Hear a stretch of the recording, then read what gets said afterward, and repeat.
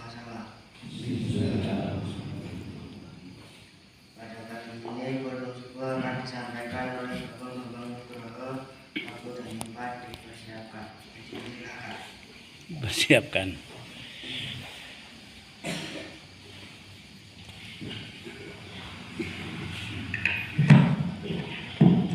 Assalamualaikum warahmatullahi wabarakatuh.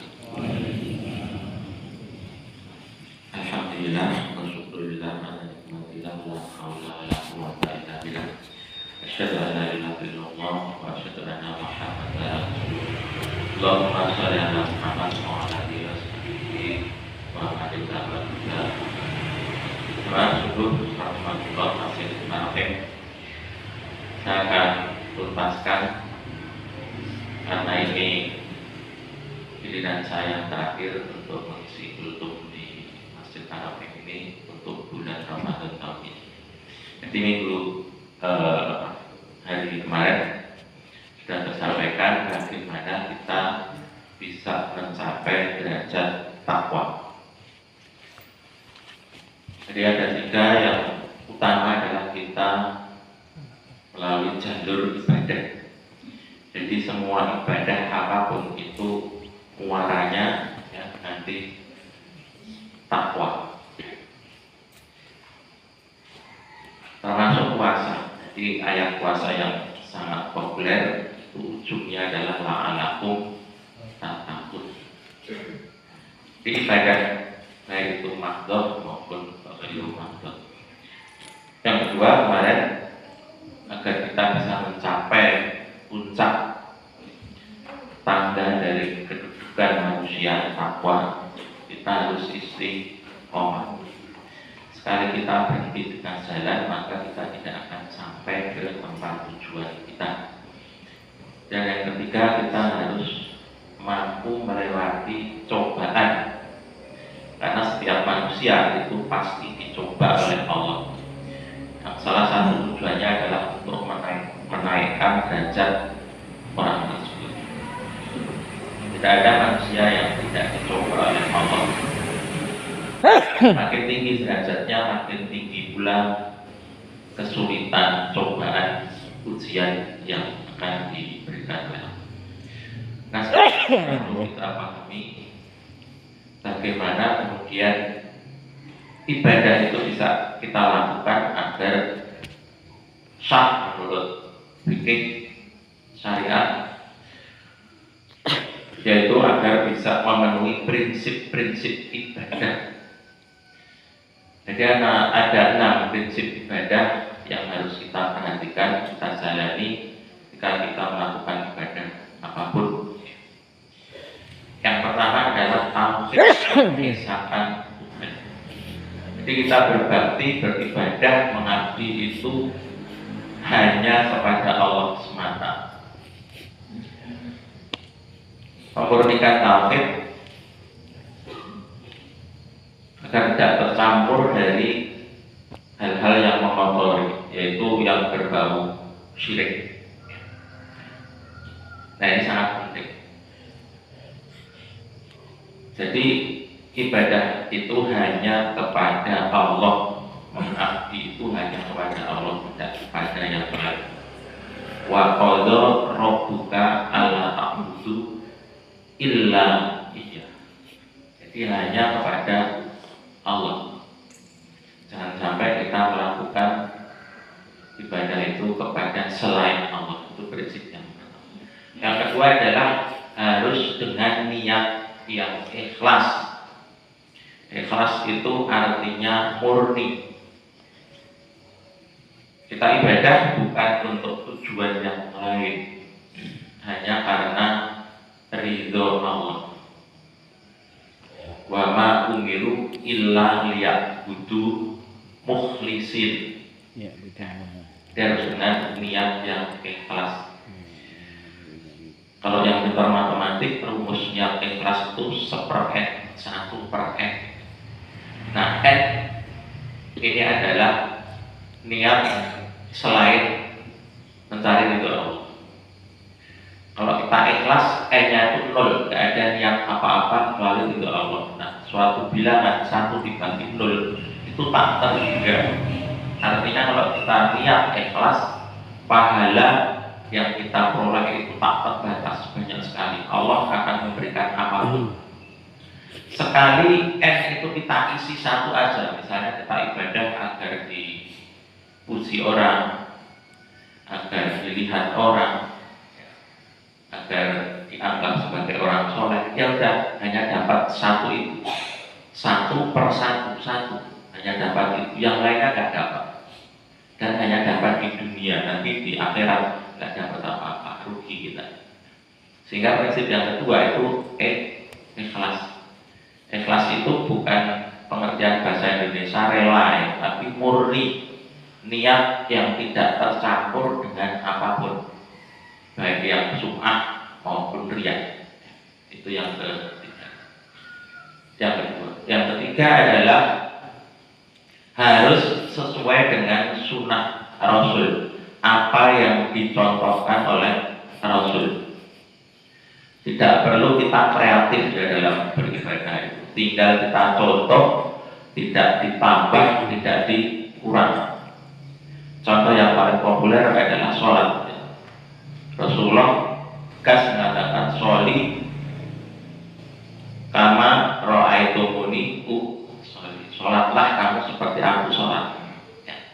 Baik itu rukun fi'li maupun rukun qauli, gerakan maupun ucapan, nggak boleh ditambah, nggak boleh dikurang. Kalau takbir dengan mengangkat tangan seperti ini, ya sampai kuping atau sampai ke bahu, ya udah lakukan yang sama. Nggak usah kreatif bervariasi, ya. Seperti ini, atau digoyang-goyang, nggak perlu. Sesuai aja dengan yang dicontohkan oleh Rasul. Nah itu prinsip yang ketiga, ittiba Rasul, nggak perlu ditambah. Subuh misalnya karena bangun tidur masih kuat, kan itu hal yang baik, sudah saya tambah 3 rakaat, nggak boleh.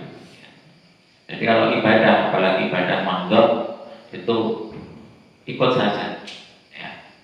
Nggak perlu nambah-nambah, nggak perlu kurang, sudah dicontohkan mudah. Ya.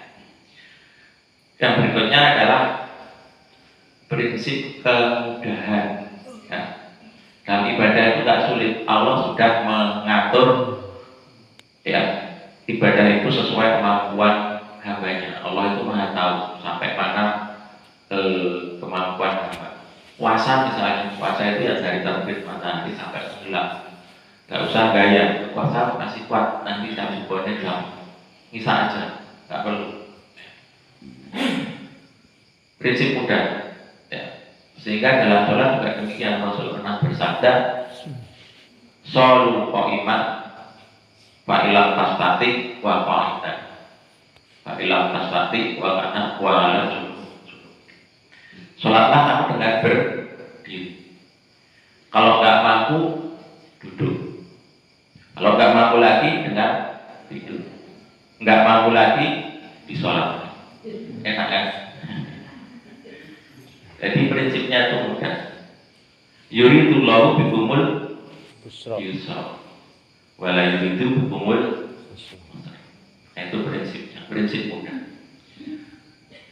Dan yang berikutnya adalah prinsip seimbang ya antara jalur langit dan jalur darat. Prinsip seimbang antara berhubungan dengan Allah dan dengan muamalah. Jangan sholat rajin sekali ke masjid terus, gak pernah pulang, tapi dengan tetangga gak bagus, itu juga gak seimbang. Sholatnya bagus, tapi suka ngerasani, itu juga gak seimbang. Jadi prinsip seimbang. Ya, hablum minallah dan hablum minannasnya. Ya, jangan yang penting kan baik dengan orang lain. Ya.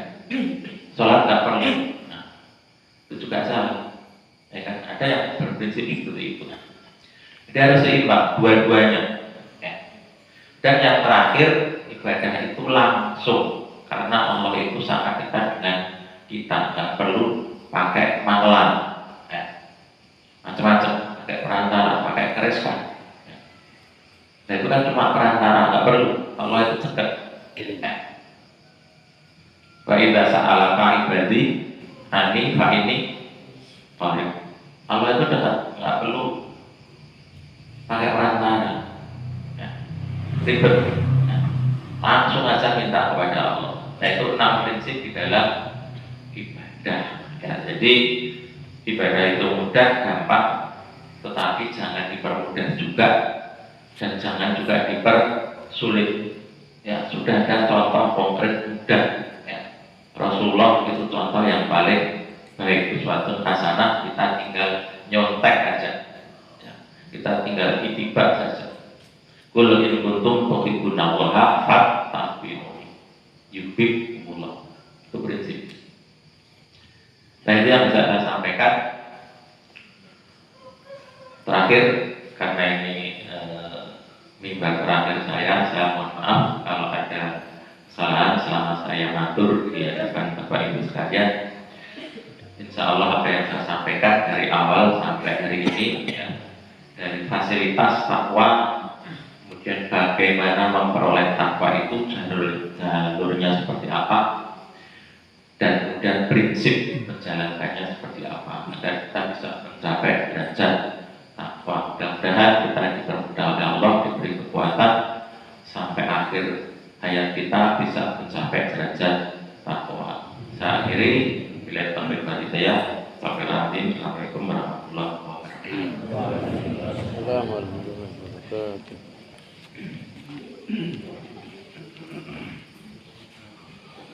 Terima kasih kepada Allah yang telah memberikan untuk pada kesempatan kedua ini. Semoga yang disampaikan membawa manfaat dan hikmah bagi kita semua serta menjadi amal jariah. Selanjutnya perkenankan saya menyampaikan beberapa informasi tambahan. Untuk ceramah yang dimalam akan disampaikan oleh Bapak Diana dan produksi besok hari akan disampaikan oleh Bapak Imam Pramasumaya. Jadwal takjil untuk berbuka puasa nanti akan disiapkan oleh keluarga Bapak Nangga SPT 8 SUD 51. Presiden dan Daerah yang telah berjodoh dengan berakhirnya seluruh rangkaian acara pada malam ini, marilah kita tutup dengan membaca doa kepada